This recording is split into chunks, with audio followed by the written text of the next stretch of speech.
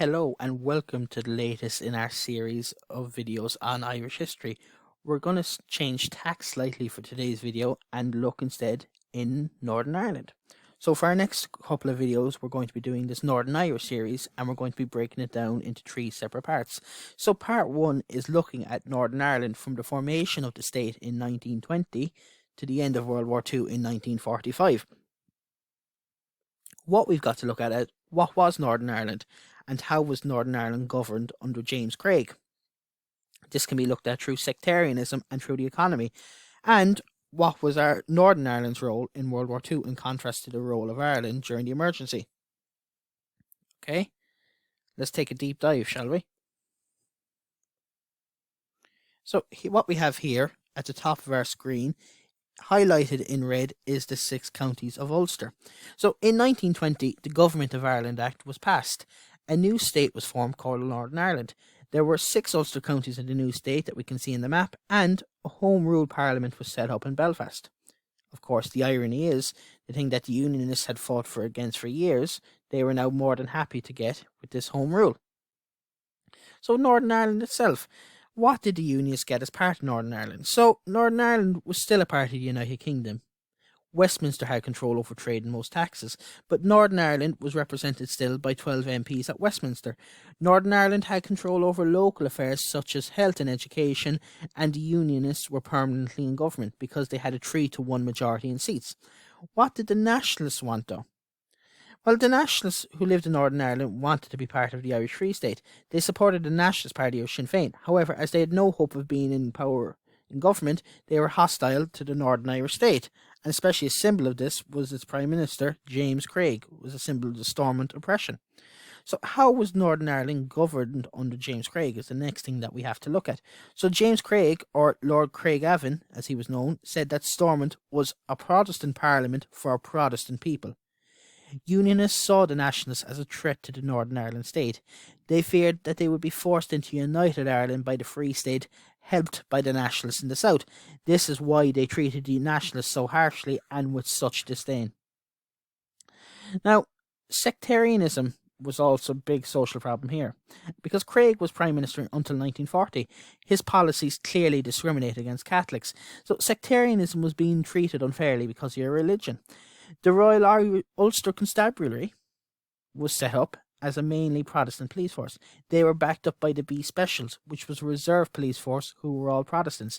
They treated the Nationalists very unfairly. And in the local council elections, each part of a city or town was divided into areas called wards.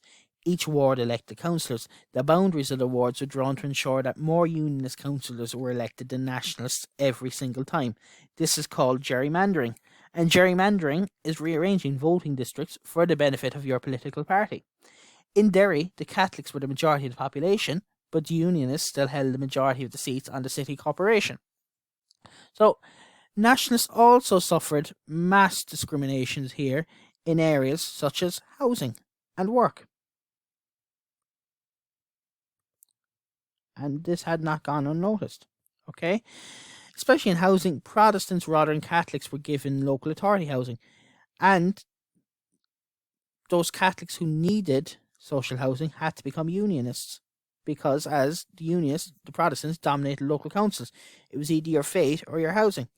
Catholics also found it hard to get jobs in the civil servants or in companies like the Harland Wolff shipbuilding industry. This caused high unemployment among Nationalists.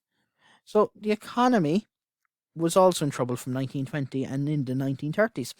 North East Ulster was the only industrial centre in the whole of Ireland. The main industries were shipbuilding and linen. However, the demand for these goods decreased during the 1920s and the 1930s. Employment in both industries fell, and as a result, you had 50,000 people emigrating from Northern Ireland between 1926 and 1937. And finally, we're going to look at the role of Northern Ireland in World War II. Northern Ireland took a very active part in World War II because it was part of the UK. It was also a way of showing your strength and your unionism. The war created a boom for its industries, which resulted in things like very little unemployment. There are many well-paid jobs. You had 1,500 planes being built in Short's factory, and you had 170 ships being built in the Harland and Wolff factory in Belfast. There was a revival of the linen industry because linen was used in making uniforms and parachutes. you had large amounts of money spent on improving roads and ports. These were needed to cater for the large number of American troops in Northern Ireland, so infrastructure greatly improved. American troops used the North as a training ground after they entered the war in 1941. They were preparing for D-Day. And British and American ships used Derry as a base to patrol the North Atlantic. This allowed vital supplies from America to arrive in the UK. Now, there was also, of course, the bombing of Belfast, as we can see here in the diagrams, and the aftermath and the destruction. In April and May 1941, the Luftwaffe bombed Belfast. About 1,100 people were killed and over 56,000 houses destroyed. For all the differences between North and South, and for all the differences that we talk about neutrality, De Valera had sent fire brigades from Dublin to help put out the fires. The Prime Minister, John Andrews, was blamed for poor defences. He was eventually forced to resign in 1943, and Sir Basil Brooke, otherwise known as Lord Brookborough, replaced him. So, what were the results of World War II?